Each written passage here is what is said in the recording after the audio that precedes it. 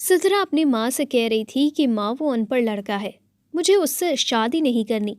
माँ ने प्यार से कहा, बेटी वो तुम्हारा कज़न है, अच्छा लड़का है, क्यों शादी नहीं करना उससे।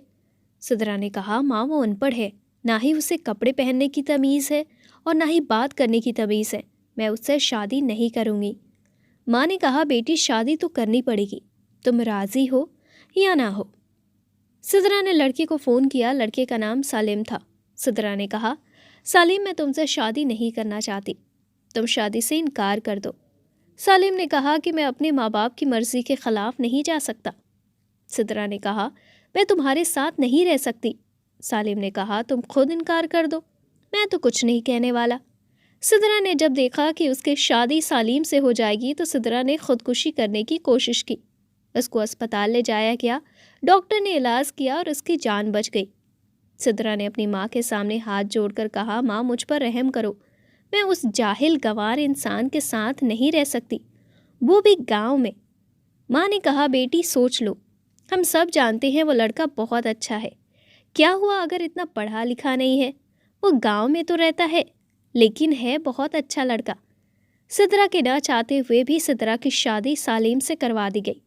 सिद्रा ने बस समझ लिया कि ज़िंदगी बर्बाद हो गई, सारे ख्वाब ख़त्म हो गए, अब सब खुशियाँ जला दी गईं, सब कुछ एक जाहिल इंसान के हवाले हो गया। पहली रात थी। सिद्रा ने सालिम से कहा कि सालिम तुम मुझसे शादी करना चाहते थे ना, अब शादी हो गई, लेकिन मुझसे दूर रहो। सालिम ने मुस्कुराते हुए कहा, ठीक है सिद्रा, लेकिन आप इतना गुस्सा क्यों कर रही हैं। सिद्रा ने कहा कि तुमने मेरी ज़िंदगी बर्बाद कर दी है। सालिम ने एक डिबिया खोली, उसमें चमकती हुई अंगूठी थी। सालिम ने वो डिबिया सिद्रा के सामने रख दी और कहने लगा कि सिद्रा यह अंगूठी आपके लिए है। सिद्रा ने अंगूठी उठाकर साइड में रख दी और करवट बदलकर रोने लगी। सालिम नवाफिल अदा किए और फिर सो गया। सालिम देखने में खूबसूरत था, बस ज़्यादा पढ़ा लिखा नहीं था। सिद्रा मॉडल लड़की थी। सालिम सुबह उठते ही खुद नाश्ता बनाता। सिद्रा को गुस्सा आता कि ये बंदा मुझे इम्प्रेस करने के चक्कर में है। सिद्रा जब सालिम के हाथ का खाना खाती तो बहुत हैरान होती, इतने मज़े का खाना। सालिम थका हारा काम से आता और सिद्रा खामोश बैठी रहती। सालिम भी सिद्रा से कुछ नहीं कहता था। घर आता, खाना बनाता, सिद्रा को खाना देता। सिद्रा पत्थर दिल थे शायद, ना वो घर की सफाई करती थी और ना कभी सालिम के कपड़े साफ करती थी। सालिम अपने काम खुद करता। साल गुजर गया। सालिम सिद्रा की हर बात बर्दाश्त करता। सिद्रा को लगता कि कैसा अनपढ़ इंसान पल्ले पड़ गया है। सालिम जो एक मर्द था, वो औरत पर हाथ उठाना मर्द की शान के खिलाफ समझता था। सलीम ने एक दिन कहा कि सिद्रा तुम अपना ख्याल क्यों नहीं रखती पागल, देखो तुम्हारा कितना रंग धीमा पड़ गया है, तुम्हारे बाल देखो कितने रुखे हो गए हैं। सालिम सिद्रा के पास बैठ गया। सालिम ने सिद्रा को 1 साल बाद छुआ था। सालिम सिद्रा के बालों में तेल लगाने लगा। सिद्रा ने कहा, छोड़ दो मुझे। सालिम ने कहा, नहीं छोड़ूंगा। सिद्रा ने धक्का दिया, तेल सालिम के ऊपर गिर गया। सिद्रा जाने लगी तो सालिम ने उसका हाथ पकड़ लिया और मुस्कुराते हुए कहने लगा, सिद्रा मैं इस तरह आपको उदास नहीं देख सकता। सिद्रा ने कहा, मेरा हाथ छोड़ो, मुझे दर्द हो रहा है। सालिम ने पास बिठाया, सिद्रा के सर पर तेल लगाया, फिर चेहरे पर क्रीम लगाई और मुस्कुराते हुए कहा, चुड़ैल जाओ, अब शावर लेकर आओ और गुलाबी वाला सूट पहनो, मैं तुम्हारी फेवरेट बिरयानी तैयार करता हूँ। सिद्रा हैरान थी कि मेरे इतना गुस्सा करने पर भी वो मुझे इतना प्यार करता है। सिद्रा के चेहरे पर अजीब सी चमक थी। सिद्रा ने अपनी सहेली को कॉल किया और कहा, यार सालिम ने आज मेरे साथ ऐसा किया। उसकी सहेली ने कहा, सालिम अच्छा इंसान है, उसकी कदर करो। सिद्रा ने कहा, वह दिखावा कर रहा है। उसकी दोस्त ने कहा कि सिद्रा किस्मत वालों को ऐसे मर्द और ऐसे हमसफ़र मिलते हैं। इतने में सालिम ने आवाज़ लगाई, जहाँ पना खाना तैयार है, आ जाओ। सिद्रा मुस्कुराने लगी। आज बिरयानी से मज़े की खुशबू आ रही थी। सिद्रा ने खाना शुरू किया। इतनी मज़े की बिरयानी उसका दिल चाहा तारीफ़ करे, लेकिन खामोश रही। खाना खाया और कमरे में सोने के लिए चली गई। सालिम ने बर्तन उठाया और धोने लगा। सालिम ने बर्तन धोए और धोने के बाद सारे दिन का थका हारा बेड पर लेटकर सो गया। सुबह उठा और सिद्रा को उठाया। सिद्रा मेरी जान, नाश्ता तैयार कर दिया है, कर लेना, मैं काम पर जा रहा हूँ। और हाँ, آج تمہارے لیے ایک گفٹ بھی لے کر آؤں گا۔ رات کو سلیم گھر آیا اور ہاتھ میں گلاب کا پھول تھا۔ سدرا کرسی پر بیٹھی ہوئی تھی۔ گارڈن میں ہلکی سی ہوا چل رہی تھی۔ شام کا وقت تھا، ہلکی سی روشنی تھی۔ سلیم گھٹنے کے بل بیٹھ گیا، گلاب کا پھول سدرا کو دیا اور مسکراتے ہوئے کہنے لگا، ہیپی برتھ ڈے۔ سدرا نے کہا کہ تم کو کیسے یاد ہے؟ سلیم نے کہا کہ ہم سفر ہوں آپ کا۔ سلیم نے سدرا کو کچھ پیپر دیے اور کہا، سدرا تم جانتی ہو یہ پیپرز کس چیز کے ہیں؟ سدرا کا دل دھڑکنے لگا۔ سلیم نے کہا کہ یہ ہم دونوں کی خوشی ہے۔ سلیم نے پیار بھرے لہجے میں کہا کہ ہمارے نئے گھر کے پیپرز ہیں۔ میں نے نیا گھر لیا ہے اور تمہارے نام کر دیا ہے۔ سدرا کو یقین نہیں ہو رہا تھا۔ سدرا نے دیکھا کہ نیا گھر، وہ بھی میرے نام سے۔ سدرا کرسی پر بیٹھ گئی، آنکھوں میں آنسو آ گئے۔ سلیم کی آنکھ سے بھی پہلی بار آنسو چھلکے۔ سلیم نے کانپتی ہوئی آواز میں کہا کہ سدرا ایک چیز مانگوں؟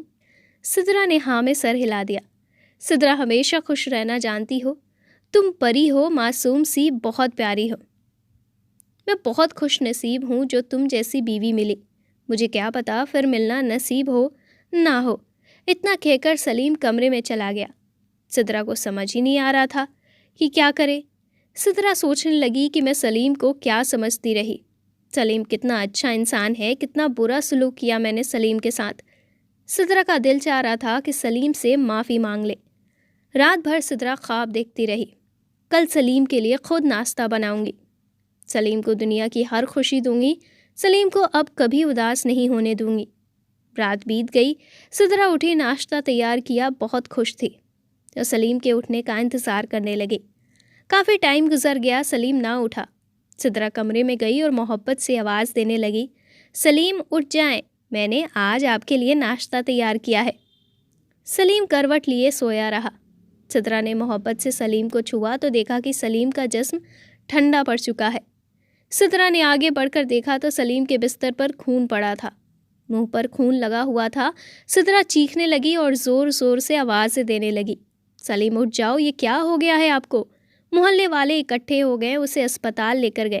ڈاکٹر نے چیک کیا اور کہا، میں نے کہا تھا نا، اسے اپنا خیال رکھو، اپنا علاج کراؤ، کسی کو ساتھ لے کر آؤ، لیکن شاید یہ جینا ہی نہیں چاہتا تھا۔ سدرا نے روتے ہوئے کہا، کیا بیماری تھی سلیم کو؟ ڈاکٹر بھی رونے لگا اور کہنے لگا، سلیم کو پچھلے 1.5 سال سے بلڈ کینسر تھا، شاید اس کا خیال رکھنے والا کوئی نہیں تھا۔ مجھے اکثر کہا کرتا تھا کہ ڈاکٹر صاحب میں کس کے لیے جیوں، کوئی میرا نہیں ہے جو مجھے اپنا کہہ سکے، میرے گھر میرا انتظار کرنے والا کوئی نہیں ہے، کوئی نہیں ہے جو مجھے محبت سے پوچھے کہ دن کیسا گزرا، کوئی نہیں ہے جو مجھ سے کہے کہ آپ تھک گئے ہوں گے، چلیے میں سر دبا دوں۔ رات کو کمرے میں اکیلا درد سے تڑپتا ہوں، لیکن کوئی نہیں ہے جو میرا درد سمجھے۔ سدرا زمین پر گر گئی اور کہنے لگی، سلیم یہ کیا کر دیا تم نے؟ مجھے معاف کر دو، میں پاگل ہو گئی تھی، سلیم نہ جاؤ مجھے چھوڑ کر، سلیم میں مر جاؤں گی تمہارے بنا۔ سلیم کی لاش سامنے پڑی تھی۔ سدرا سلیم کے چہرے کو ہاتھوں میں لیے چیخ چیخ کر رو رہی تھی، لیکن شاید اب محبت کا وقت ختم ہو چکا تھا۔ سلیم تو بس اتنا کہتا کہ کسی کے جذبات سے مت کھیلو، کسی کو اتنا مت ستاؤ کہ وہ مر جائے۔